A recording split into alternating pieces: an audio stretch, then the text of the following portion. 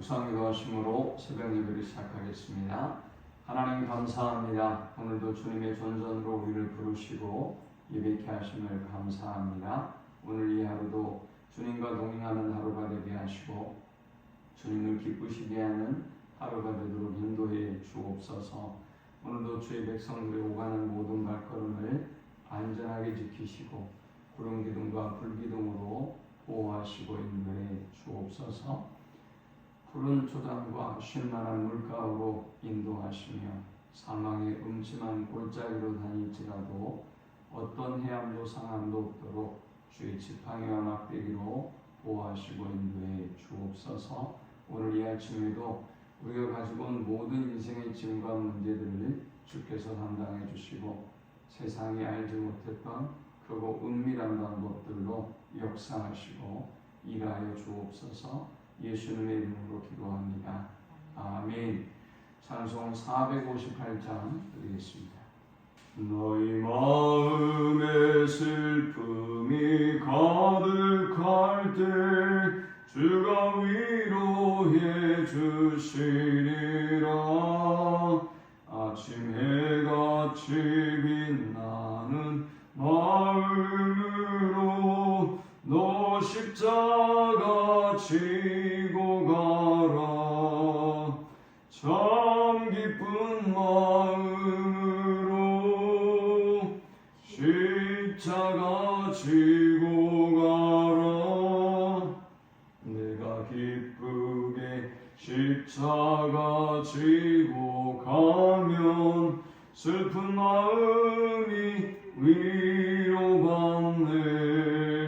때를 따라서 주시는 은혜로서 강한 심령의 힘을 얻고 주가 언약한 말씀을 기억하고 너 십자가 지고 가라.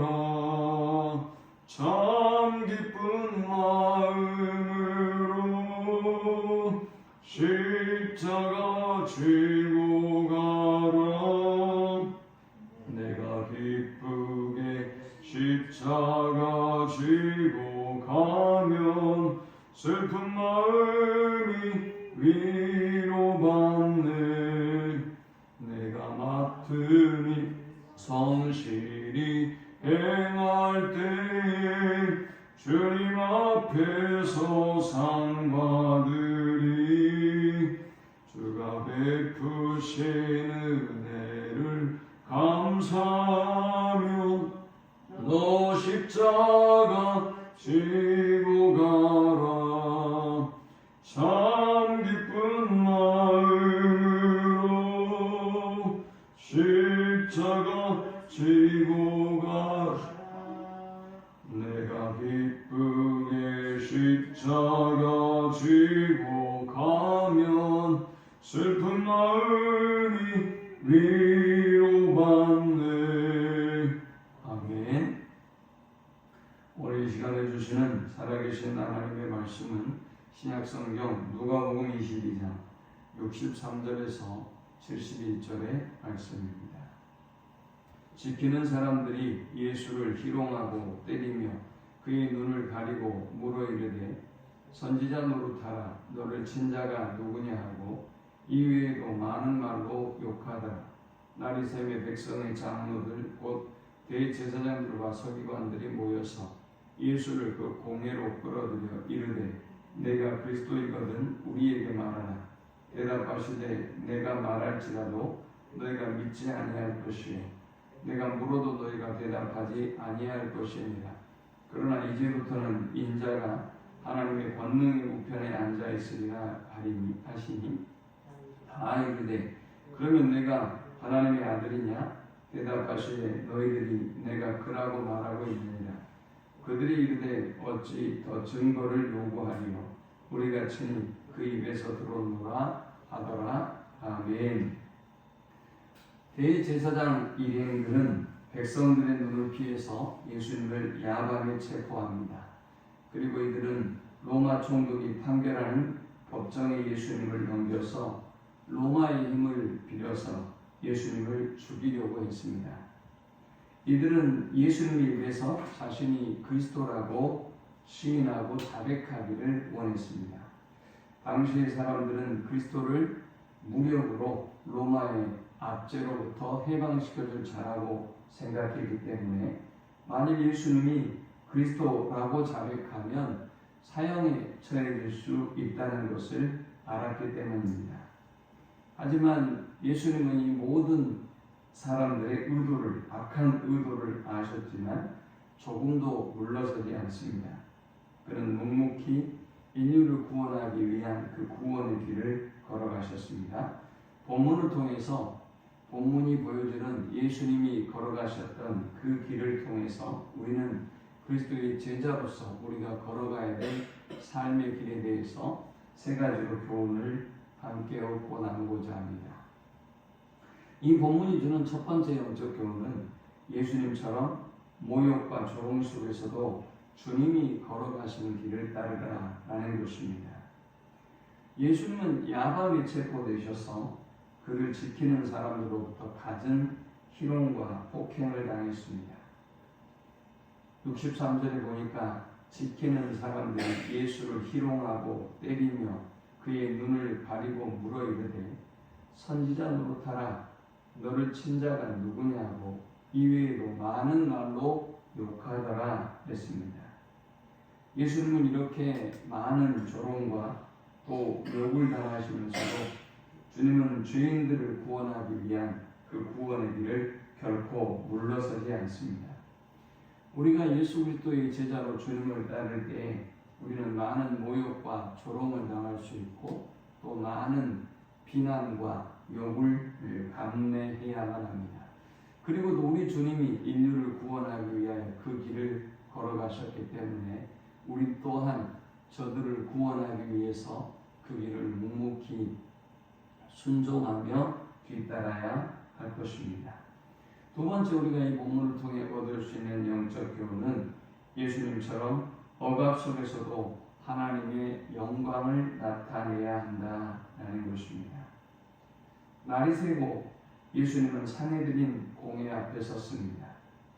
예수님은 말씀하셔도 듣지 않고 또 물어도 대답지 않는 이 강팍한 산헤드린 공회원들에게 이제는 원래 이스라엘 왕으로서 차지해야 될 그 하나님의 권능의 우편에 자신이 앉겠다라고 말씀하셨습니다. 당시 산헤드린 공회가 하나님의 통치권을 발휘하는 기구 역할을 했는데 그런데 이제는 예수께서 그들의 시대가 끝나고 산헤드린 공회의 시대가 끝나고 예수께서 하나님의 권능을 발휘할 것을 말씀하고 있는 것입니다. 예수님은 그 산헤드린 회원들의 그 억압 속에서도 조금도 굴하지 않습니다. 그리고 물러서지 않습니다.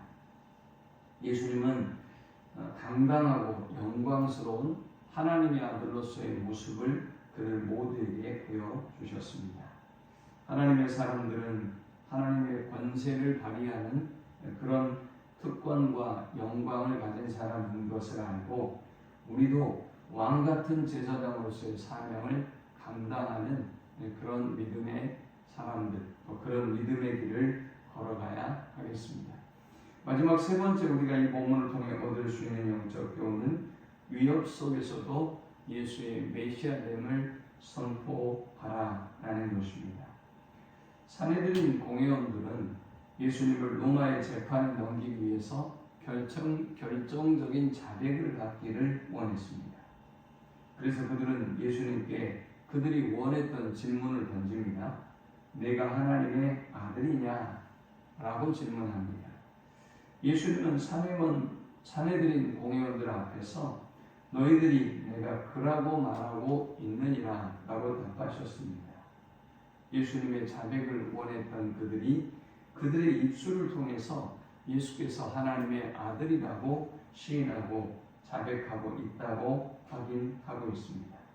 예수님이 이렇게 죽음 앞에서도 조금도 두려워하지도 물러서지도 않습니다. 오히려 대적들로 하여금 예수께서 하나님의 아들이라고 고백하고 시인하도록 만들었습니다. 하나님의 사람들은 어떤 위험 또 어떤 위협 속에서도 예수의 하나님의 아들 되심을 당당하게 선포하는 삶을 살아야 하겠습니다. 특별히 지금 우리가 이 코로나의 전국을 지나면서 가장 많은 비난과 공격을 당하고 있는데요.